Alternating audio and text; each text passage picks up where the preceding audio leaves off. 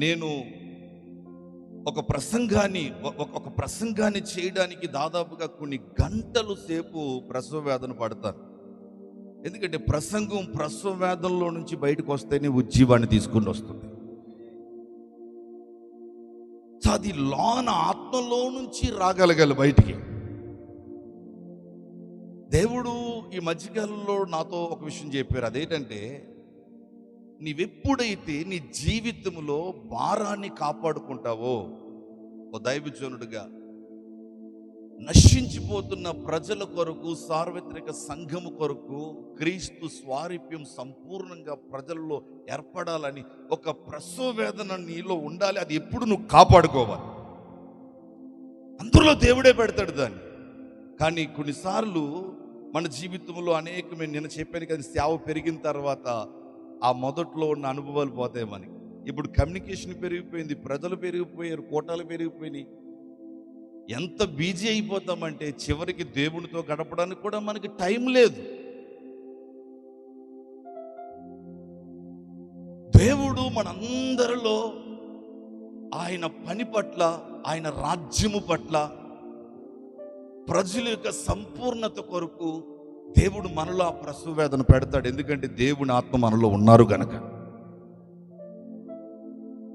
మనలో నుంచి వచ్చే కన్నీరు, మనలో నుంచి వచ్చే ప్రయాస, మనలో నుంచి వచ్చే వరాలు, శక్తి, ప్రత్యక్షతలు, ఎవ్రీథింగ్, సర్వము సమస్తము కూడా దేవుని ఆత్మ మనలోనికి వచ్చి నివసించుడు ద్వారా మాత్రమే అది జరుగుతుంది. ఒక్క సెకండ్ దేవుడు అలా పక్కకు వెళ్ళిపోతే జీరో, మనం జీరో, ఏమీ లేదు.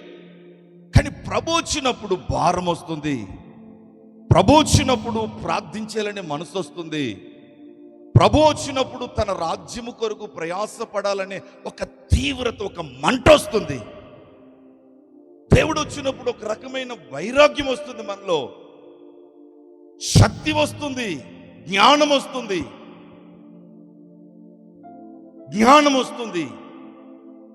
శక్తి వస్తుంది, ప్రభావం వస్తుంది, ఘనతలు వస్తాయి, సర్వం సమస్తం.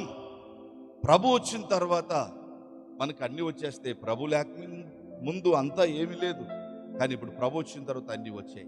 అయితే చూడండి, ఇక్కడ దేవుడు మనకిచ్చిన అనేకమైన వాటిని మనం కాపాడుకుంటాం. నీకు ఘనత దేవుడిచ్చిందే, దాని పట్ల ఒక వాంఛ కలుగుంటావు, దాన్ని బహు జాగ్రత్తగా కాపాడుకుంటావు. నీకు వరాలు దేవుడిచ్చినవే పనిచేయడానికి, దాన్ని చాలా జాగ్రత్తగా కాపాడుకుంటావు, పోగొట్టుకోకుండా. అభిషేకం దేవుడిచ్చిందే, దాన్ని కాపాడుకుంటావు. వాక్యం ఇచ్చింది దేవుడే. ద సేమ్ టైం ఏంటంటే, నీలో ఆ ప్రసవ వేదన పెట్టింది కూడా, ఆ భారం పెట్టింది కూడా దేవుడే. అయితే దేవుడు ఏం చెప్పాడు తెలుసా నాతో? వీటన్నిటికంటే ప్రశస్తమైనది ఏంటో తెలిసినా, నీవెప్పుడు కూడా ప్రజలను నీ హృదయములో నువ్వు మోయగలగాలి. ఒక తండ్రిలాగా రాజ్యము కొరకు, ప్రజల కొరకు, సార్వత్రిక సంఘ సంపూర్ణత కొరకు. మన సంఘం కాదు ఏమండి, కేవలం మనకు అప్పగింపబడిన 20 మంది, 30 మంది, 50 మంది, 100 మంది కాదు. క్రీస్తు రక్తములో కడగబడిన ఈ పరిశుద్ధుల యొక్క సంపూర్ణత కొరకు మనం పడుతున్న ప్రసవ వేదన, ఆ భారం ముందు చూడండి. కొన్ని రాత్రులు నిద్రపోవాలన్న పట్టుబరి మీద నిద్ర లేకుండా చేస్తుంటది. నిద్ర రాదు, కొన్నిసార్లు వెముకలని విరిగిపోతున్నట్టుగా అనిపిస్తూ ఉంటుంది. ఆ భారంతో చచ్చిపోతానేమో అనిపిస్తుంది. ఎందుకు ఏడుస్తానో తెలీదు, ఎందుకు రోధిస్తానో తెలీదు. కొన్నిసార్లు పెద్ద పెద్ద కేకలేస్తుంటాను, కొన్నిసార్లు ఏం చేయాలో తెలియక బాత్రూంలోకి వెళ్ళి మొత్తం వాటర్ ట్యాపులు అన్నీ ఇప్పేసి బాత్రూంలో ఏడుస్తూ ఉంటాను. సో దేవుడు తన రాజ్యము కొరకు, తన ప్రజల కొరకు, తన సంఘము కొరకు రోమా 8:26లో చెప్పినట్లుగా ఎలా యుద్ధముగా ఎలా ప్రార్థించాలో మనకు తెలియదు. ఆత్మదేవుడు మన బలహీనతను చూసి మనకి సహాయం చేస్తున్నాడు. ఉచ్చరింప సఖ్యము కాని మూలుగులతో దేవుని మనస్సు ఎరిగి పరిశుద్ధాత్ముడు సమస్త పరిశుద్ధుల కొరకు ఉచ్చరింప సఖ్యము కాని ఒక మూలుగుతో ఆయన ప్రార్థిస్తున్నాడు. ఎక్కడుండి? లోపడుండి, మన లోపడు ఉండి దేవుని మనస్సు ఎరిగి, దేని కొరకు? సమస్త పరిశుద్ధుల కొరకు. పరిశుద్ధులు ఏమవ్వాలని? పాపులు పరిశుద్ధులుగా మార్చబడ్డారు యేసు రక్తము ద్వారా. పరిశుద్ధులు సంపూర్ణులు కావాలి. ఎఫెసీ పత్రికలో చెప్పినట్లుగా క్రీస్తుకు కలిగిన సంపూర్ణతకు సమానమైన సంపూర్ణతలోనికి ప్రజలు రావాలి. యేసు వచ్చినప్పుడు ఆయన ఎలా ఉన్నారో పెళ్లి కుమార్తె కూడా, ఆయన ప్రజలు కూడా అలాగే ఉండాలి. అయ్యేకో తగ్గించేసి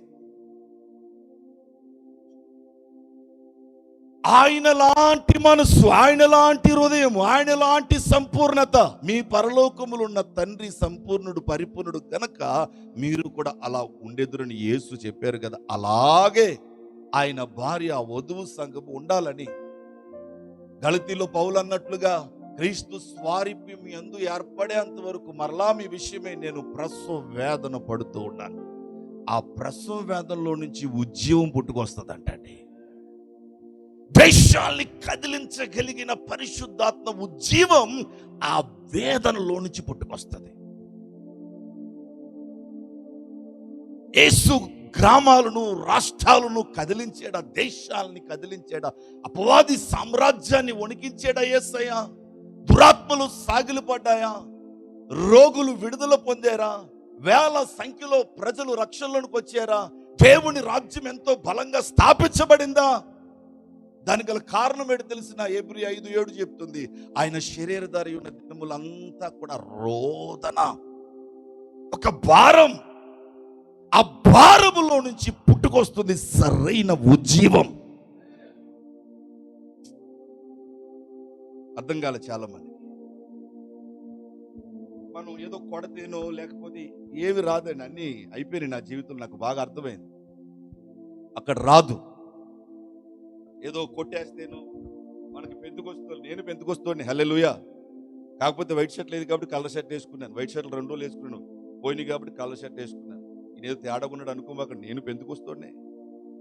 మన పెందుకొస్తే బ్యాక్గ్రౌండ్లో మనకి అలవాటు ఏంటంటే దబా షబారా బారా పడి కొట్టేస్తాం, తర్వాత ఏముండదు అక్కడ. మనకి ఇది అలవాటు అయిపోయింది బాగా. ఉజ్జీవం ఏదో శబ్దాల్లో నుంచో లేక ఏదో కేకల్లో నుంచో లేక ఎక్కడెక్కడి నుంచో రాదండి. దేవుడు స్పష్టంగా చెప్పాడు నా ప్రార్థన గదిలో, ఉజ్జీవం పుట్టే స్థలము అది ఒక ప్రసవ వేదనలో నుంచి పుడుతుంది. మీరు కొడితే గట్టి కొట్టడం, లేకపోతే ఇబ్బంది ఏమి లేదు. యేసయ్య ప్రసవ వేదనలో నుంచి, ఆ భారములో నుంచి ఆ బలమైన ఉజ్జీవం పుట్టుకొచ్చేదండి. ఎక్కడ అడుగు పెడితే అక్కడ ఉజ్జీవం, ఎక్కడ అడుగు పెడితే అక్కడ దేవుడి రాజ్యం స్థాపించబడ్డం. ఆయన మాట్లాడిన ఒక ఉజ్జీవం, చూసిన ఒక ఉజ్జీవం, తాకిన ఒక ఉజ్జీవం. అది ఆ మూలుగుతూ ఓ దైవజుడు ఎప్పుడు అన్నాడు, అందరికీ నా దుప్పటి కావాలి కానీ నా గోని పట్ట ఎవరికి వద్దు. గోని పట్ట ధరించిన వాడే దుప్పట ధరించడానికి అర్హుడై ఉన్నాడు. ఆ భారం లేనప్పుడు, ఆ ప్రసవ వేదన లేనప్పుడు దేవుడు మన ద్వారా క్రియ చేయలేడు. దేవుడు చెప్పాడు, అది కాపాడుకో మై సన్. ఆ భారం ఉంటే నువ్వు ఎంత దూరమైనా వెళ్ళగలుగుతావు. మనం సేవను పట్టుకుంటాం, భారాన్ని కోల్పోతాం. వరాలు పట్టుకుంటాం, భారాన్ని కోల్పోతాం. కానీ శ్రేష్టమైంది, ప్రశస్తమైంది ఏంటి తెలిసిన? ఆయన రాజ్యము కొరకు గుండెలు నిండా భారము కలిగి ఉండడం, నిస్వార్థంగా ఆయన రాజ్య వ్యాప్తి కొరకు, ఆయన సంఘము కొరకు, ఆయన రోదన, ఆయన ప్రసవేదన మన గుండెల్లో మనము వీడమే. అలాంటి వ్యక్తుల కొరకు పరలోకం ఎదురు చూస్తుంది. ప్రసంగాలు ప్రజల్నేమి ప్రభావితం చేయవండి.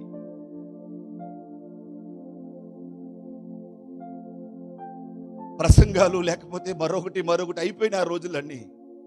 ఇప్పుడు లోకం ఎవరి కొరకు ఎదురు చూస్తుంది? పరలోకం ఎలాంటి వారి కొరకు ఎదురు చూస్తుంది తెలిసిన? యేసయ్య 3.5 సంవత్సరాల్లో ఎంత భారం కలిగి ఉన్నాడు తండ్రి రాజ్యం కొరకు. అలా భారం కలిగి లేచే వాళ్ళ కొరకు పరలోకం చూస్తుంది. అలాంటి భారం కలిగిన వారు పక్షంగా పరలోకం చాలా వేగంగా పనిచేస్తుంది. అలాంటి భారం కలిగిన వారు పక్షంగా పరలోకం ఎప్పుడు పనిచేస్తూనే ఉంది. లాస్ట్ ఇయర్ అక్టోబర్లో నేను ఒకసారి ప్రేయర్లో ఉన్నప్పుడు సడన్లీ ప్రేయర్ చేస్తూ ప్రేయర్లో ఉండగా అది చెప్తాను, మన జీవితంలో దేవుని చేత ఎన్కౌంటర్స్ ఎప్పుడు జరుగుతాయో మనకు తెలియదు. మనం దాని కొరకు కనిపెట్టుకోవాలి. లాస్ట్లో అది రెప్పపాటుగా మెరుపులాగా జరుగుతుంది. అది జరిగితేనే అసలైన రూపాంతరం మనలో వస్తుంది. అది రాకపోతే మనకేమీ లేదండి, అది రావాలి. సో ఉన్న పాటున సడన్లీ ప్రేయర్ చేస్తున్నప్పుడు చాలా భారం నా ఆత్మలో నేను గమనిస్తున్నాను. నా హృదయం అంతా బరువైపోతుంది. ఆ భారంతో నా కాళ్ళు చేతులు వణికిపోతున్నాయి. నా బాడీ అంతా షేక్ అవుతుంది. నేను నిలబడలేకపోతున్నాను. నా కళ్ళల్లో నుంచి నీళ్లు ప్రవహిస్తూ ఉన్నాయి. ఏడుస్తూ ఉన్నాను. ఇంకొంత సమయానికి అది ఇంకా ఎక్కువైపోయింది. ఇక నేను ఎలా ప్రార్థించాలో తెలియక పిచ్చివాళ్ళలాగా పెద్ద పెద్ద కేకలు వేస్తున్నాను. నా చుట్టూ చాలా మంది దైవజనులు ఉన్నారు. చాలా వేల మంది కాంగ్రిగేషన్ మధ్యలో జరిగింది ఇది. కానీ నేను ఎవరిని పట్టించుకోవట్లేదు. దేవుడు అప్పుడు నాలో ఏది చేస్తున్నాడో నేను దానికి సంపూర్ణంగా లోబడుతున్నాను. ఓ చిన్న పిల్లవాళ్ళకి ఏడుస్తున్నాను, రోధిస్తున్నాను, కన్నీరు కారుస్తున్నాను, కేకలు వేస్తున్నాను. 1 గంట అయింది, 2 గంటలు, 3 hours అవుతుంది. అది అలాగే జరుగుతూ ఉంది. నేను చనిపోతానేమో, నా గుండె ఏమన్నా ఆగిపోద్దేమో, నేను ఎందుకు ఇలా ఏడుస్తున్నాను అనుకున్నాను. అంత భారం వచ్చింది. బైబిల్లో చదువుతుంటాం, ఆత్మను నీళ్లు కుమ్మరించినట్లుగా కుమ్మరించారంట. అది ఎలాగో మనకు తెలియదు, కానీ అది అనుభవించిన వాడికే తెలుస్తుంది. ఆత్మను నీళ్లు కుమ్మరించినట్లుగా కుమ్మరించారు. అది జరుగుతున్నప్పుడు ప్రభువా దయతో దీన్ని ఆపండి, నేను చనిపోతానేమో, నేను ఎందుకు ఇలా ఏడుస్తున్నాను, ఎందుకు ఇలా కన్నీరు కారుస్తున్నాను, ఎందుకు ఈ ప్రస్తుత వేదన, నేను అడుగుతున్నాను ప్రభువా దయతో దీన్ని ఆపండి, నేను దీన్ని భరించలేకపోతున్నాను, నా వల్ల కావట్లేదు. కొంత సమయం తర్వాత నాకు అర్థమవుతుంది, అది దేవుని హృదయములో నుంచి నేరుగా నా హృదయంలోనికి వస్తున్న భారం. హల్లెలూయా. అది సంపూర్ణంగా రాలేదు, ఇంకా సంపూర్ణంగా రాలేదు, వస్తుంది చాలా కొంచెం. కానీ ఆ కొంచెము భారమే నా గుండెల్లోనికి వచ్చేసరికి నేను అతులకుతలం అయిపోయాను. నా బాడీ అంతా షేక్ అయిపోతూ వచ్చింది. అప్పుడు దేవుడు అన్నారు, నా కుమారుడా, ఇదిగో నీ హృదయములో నీ దేశమును గుర్చినటువంటి భారమును పెడుతూ ఉన్నాను. నీ దేశమును గుర్చినటువంటి భారం, కేవలం నా దేశమును గుర్చినటువంటి భారం ఎలా ఉంటే, ఒకవేళ ప్రపంచ దేశమును గుర్చినటువంటి భారం ఒకవేళ నాలోనికి వస్తే, సార్వత్రిక సంఘమును గుర్చినటువంటి భారం నా లోపలికి వచ్చేస్తే, భూమి మీద ఉన్న మనుషులందరిని గుర్చినటువంటి భారం నా లోపలికి వచ్చేస్తే, అమ్మో అంత భారాన్ని నేను మోయగలనా, అంతగా దేవుని హృదయాన్ని నేను మోయగలనా అనిపించింది. కేవలం దేశం గురించినటువంటి భారము ఏదో కొన్ని నీటి బొట్టుల్లాగా లోపలికి వస్తేనే ఇంత వేదన, ఇంత రోదనుంటే, భూమి మీద ఉన్న ప్రతి మనిషి కొరకు ఆ భారం గుండెల్లోనికి సంపూర్ణంగా వచ్చేస్తే, అమ్మో దేవుని హృదయాన్ని సంపూర్ణంగా మనం మోయగలమా? దేవుని హృదయాన్ని మోసేవారు ఎక్కడున్నారు చెప్పండి? దేవుని హృదయాన్ని మోస్తూ జీవించేవారు ఎక్కడున్నారు? అయ్యో, సంపూర్ణంగా దేవుని హృదయాన్ని మనం మోయగలిగితే అది ఎంత గొప్ప ఆశీర్వాదం. భారం లేకుండా మనం ఏం చేస్తాం చెప్పండి?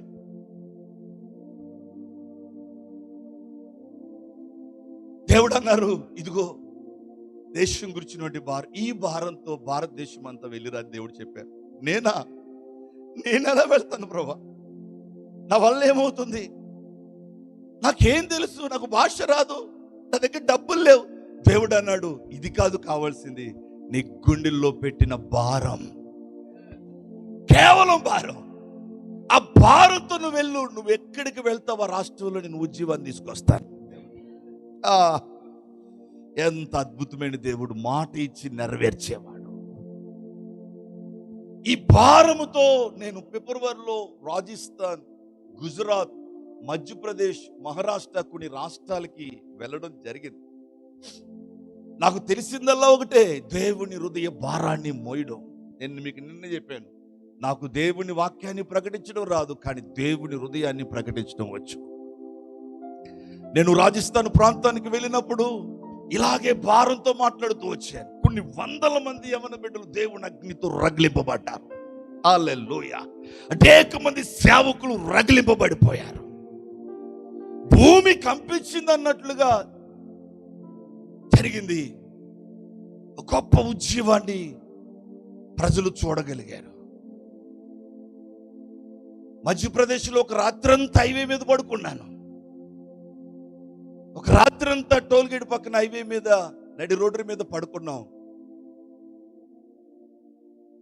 దేవుడు భారంతో లేచి పనిచేసే వాళ్ళ కొరకు చివరి దినాల్లో ఎదురు చూస్తున్నాడు. అయ్యో, అనేకమైన వచ్చి మనలో ఉన్న భారాన్ని దొంగిలిస్తున్నాయి. మనకి ఇవ్వబడిన సేవ కూడా కొన్నిసార్లు మన భారం దొంగిలించేస్తుంది. కేవలం 50 మంది 100 మందితో సరిపెట్టుకుని అక్కడే మనం ఒక బౌండరీ పెట్టుకుని అందులోనే గడిపేస్తున్న అదే జీవితం అనుకుంటున్నాం. కానీ ఒకసారి భారంతో కనులెత్తితే, నిజంగా నీ హృదయంలో గుండెల్లో భారం ఉంటే దేశాన్ని కూడా నీకు స్వాస్థ్యంగా ఇవ్వాలనుకుంటున్నాడు దేవుడు. హల్లెలూయా, హల్లెలూయా. దేవుడు స్పష్టంగా చెప్పాడు, ప్రభువా నా దేశంలో ఒక ఉజ్జీవం రావాలయ్యా, ప్రజలందరూ స్పష్టంగా నేను తెలుసుకోవాలయ్యా, ఓ బలమైన పరిశుద్ధాత్మ సందర్శన నా దేశంలో జరగాలయ్యా. ఆయా దేశాల్లో ఆయా రాష్ట్రాల్లో పూర్వం భక్తులు జీవితాల ద్వారా వచ్చిన ఉజ్జీవాలు మేము చదువుకున్నాం పుస్తకాల్లో, కానీ మా తరంలో రావాలయ్యా. సినిమా హాళ్ళు మూత వేయబడాలి, వ్యభిచారపు గృహాలు ఖాళీ అయిపోవాలి, ఉగ్రవాదం ఆగిపోవాలి. ఓ బలమైన ఉజ్జీవ జ్వాలలు దేశంలో మా తరములో రావాలయ్యా. ఆ దైవజనుడిగా నా ప్రార్థన. అప్పుడు దేవుడు అన్నాడు, ఉజ్జీవం భారములో నుంచి పుడుతుంది. ఆయా సమయాల్లో వచ్చిన ఉజ్జీవాలకి కారణం కొందరు వస్త్రాలు కాదు, హృదయాల్ని చింపుకుని భారంతో రోధించారు వాళ్ళు. కనుక ఆ సమయాల్లో ఉజ్జీవాలు చూడగలిగినాం. ఇప్పుడు ఎక్కడ అయ్యో, అలాంటి హృదయం కలిగిన వారు ఎక్కడా? యేసయ్య వెళ్ళిపోయినప్పుడు యేసయ్య హృదయంలో నా భారాన్ని అపోస్తులు తీసుకున్నారు. అపోస్తులు అదే హృదయాన్ని కలిగి జీవించారు. పౌలు అందుకనే అన్నాడు గలతీ సంఘంతో, మీ విషయమై ప్రసవ వేదన పడుతున్నాను నేను. అందుకొరకేనండి అపోస్తుల ద్వారాగా ఆ ఉజ్జీవాన్ని ప్రజలు చూడగలిగారు. ఈ చివరి దినాల్లో కావాల్సింది జ్ఞానమో, డబ్బులో, మరొకటో. ఓకే, ఇవన్నీ మనకు ఉపయోగమే, కానీ ఇవన్నీ ఉన్నా నీ గుండెల్లో భారము లేకపోతే పని జరగదు. భారం కలిగిన హృదయాన్ని పరలోకం చూస్తుంది. భారము కలిగిన వ్యక్తుల కొరకు పరలోకం తెరవబడుతుంది. హల్లెలూయా. దేవుడు ప్రతి ఒక్కరిలోనికి వచ్చినప్పుడు, పరిశుద్ధాత్ముడు వచ్చినప్పుడు ఆ భారం మనలోనికి వస్తుంది, ఖచ్చితంగా వస్తుంది.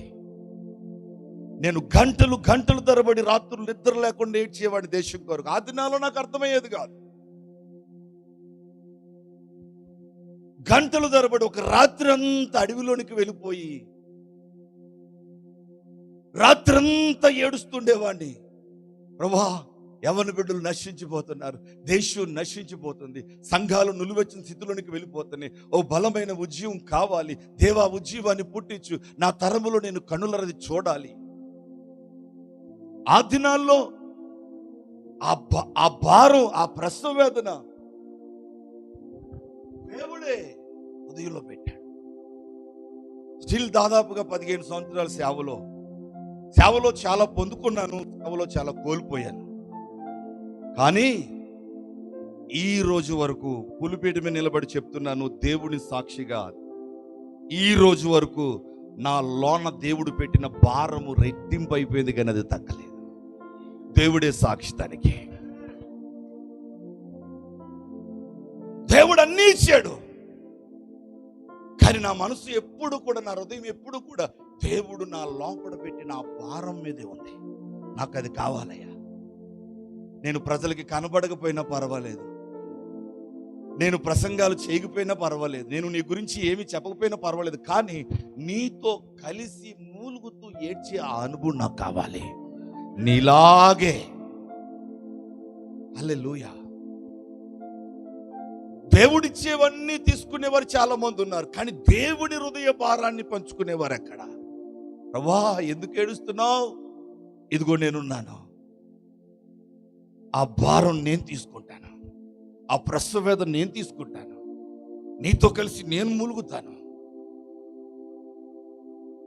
అలాంటి వారి కొరకు ఈ చివరి దినాల్లో దేవుడు ఎదురు చూస్తున్నాడు. మీరు ఈ స్థలం నుంచి వెళ్ళిపోయేసరికి దేవునితో ఒక బలమైన ఎన్కౌంటర్ మీకు జరగాలి. అలా ఏం పొందుకున్నావు? దేవుని కలుసుకున్నావు, దేవుడు నువ్వు మాట్లాడుకున్నారు, దేవునితో సందర్శన జరిగింది. ఇందుకు ఏమొచ్చింది? ఆ సెమినార్కి వెళ్ళిన తర్వాత దేవుని హృదయం వచ్చిందని చెప్పగలగాలి.